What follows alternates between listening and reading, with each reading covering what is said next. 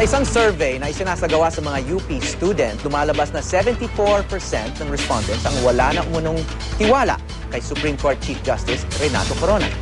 Kaugnay niya, makakapanayam natin si Jules Giang, Chair ng Student Government ng UP National College of Public Administration and Governance at Officer ng UP Paralegal Society at bagong halal na Counselor ng USC. Magandang umaga, Jules Giang.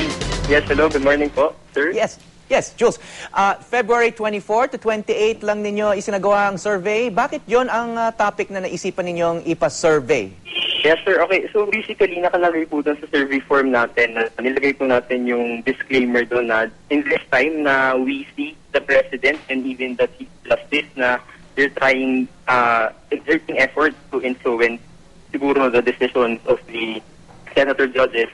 In that point, parang gusto namin mangyari na we want to strike a balance na marinig naman ng mga senator judges natin kung ano ba yung pulso ng mga mag-aaral natin, especially from UP. So basically, that's the main point. And we also recognize na it's only that it's the time pa lang na prosecution pa lang yung present. Kaya naman, nalilinaw nga natin na ito yung first stage na lamang ng survey natin. Okay, ilan ang naging respondent ninyo? Paano ninyo ginawa yung survey niyan? Okay, so we had 504 respondents, both from the on-site or yung survey forms mismo natin and online. So, ginamit natin yung dalawang mechanism na basta umabot itong survey natin. And random sampling yung ginawa po natin. Kaya, basically, tayo sa mga colleges sa UP kung sino may mga classes during those times. At makita nga natin na basically, yung mga sumagot ng survey na yun, yung iba sa kanila nakakasubaybay sa impeachment and yung iba, mga naririnig lang nila mismo sa news. Okay, humingi ba kayo ng professional advice tungkol sa pagsasurvey o this is a purely student-initiated project? It's a purely student-initiated survey. Oh, kasi syempre, mga survey, may sistema yan, may science din yan, no? Yes, yes. May pinagbasihan naman na siyensya ito. Yes,